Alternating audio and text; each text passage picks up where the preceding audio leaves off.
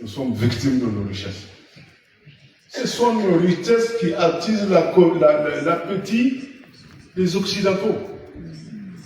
Par le passé, ils avaient plusieurs manières. Ils avaient des élections, ils avaient des hommes d'affaires qui étaient là pour leur donner accès à nos matières. Ils avaient des manières pour imposer et maintenir des régimes populaires qui leur donnaient accès sans limite à nos ressources. Moi, je suis ministre des Affaires étrangères. Dans mon pays, il y a un comité aujourd'hui. Il n'y a aucun investisseur qui viendra au Niger pour aller négocier avec un ministre pour investir au Niger. On trouve que c'est trop de pouvoir. Laisser un seul ministre décider de l'avenir pétrolier ou minier, parce qu'on a vu les excès qu'il y a eu par le passé. Certains contrats, les contrats que nous avons dénoncés, si vous le lisez, vous avez envie de vous arracher les cheveux. Vous vous demandez comment est-ce qu'on peut faire ça à son pays. Les types de contrats que ces gens-là ont signés. Alors ces Occidentaux qu'on a fait partir là, c'est ça qu'ils veulent ramener à travers le terrorisme. C'est pas autre chose. Avant c'était les hommes politiques, on n'arrive plus, ils sont plus là. Avant c'était les syndicats aujourd'hui sont, et la société civile, elle est avec ils sont avec le gouvernement parce qu'ils trouvent que ce que le gouvernement fait est juste. Donc il faut chercher un autre moyen, c'est le terrorisme déstabilisé. Et je vous dis aujourd'hui, nous au Sahel, nous sommes victimes de nos richesses. C'est ça le terrorisme.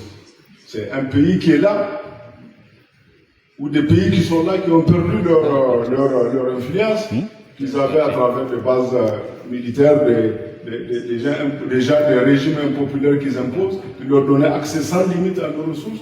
Et moi, je suis bien placé pour le dire parce que je suis dans les comités. Ils n'ont plus ça. Maintenant, ils veulent revenir par une autre manière. C'est un terrorisme instrumentalisé. Et il faut avoir le courage de le reconnaître. Alors, nous, qu'est-ce qu'on a fait? Je vais vous dire, vous ne pouvez rien faire sans la confiance. Si vous voulez aujourd'hui que les pays africains combattent le terrorisme, il faut un dialogue politique au haut niveau.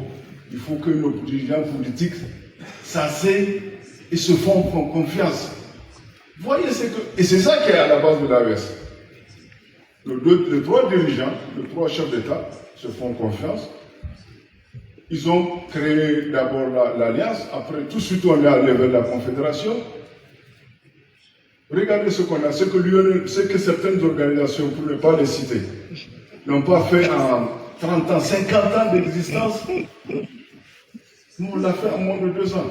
En 20 mois, nous avons une force unifiée de 6 000 hommes qui est déjà opérationnelle et qui mène des actions. Nous avons des postes de commandement fusionnés.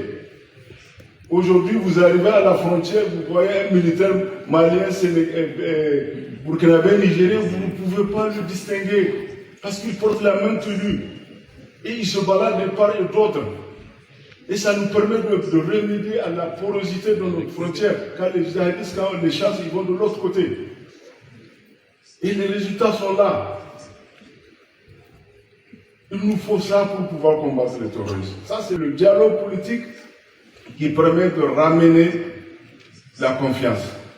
Tant qu'il n'y a pas la confiance, on ne pourra rien faire.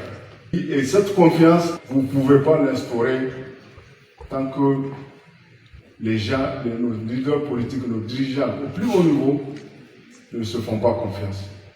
Et vous ne pouvez pas faire confiance à des pays qui sont là, qui servent de base arrière, à des gens qui sont sortis publiquement pour dire « je veux déstabiliser ». Vous ne pouvez pas être juge et parti. La plupart des coopérations que nous cherchons aujourd'hui pour combattre les terroristes, ce sont ces pays-là qui alimentent, ce pays-là qui alimentent, qui financent et qui entretiennent le terrorisme dans le pays. Tout le monde le sait parce qu'ils sont sortis publiquement pour le dire.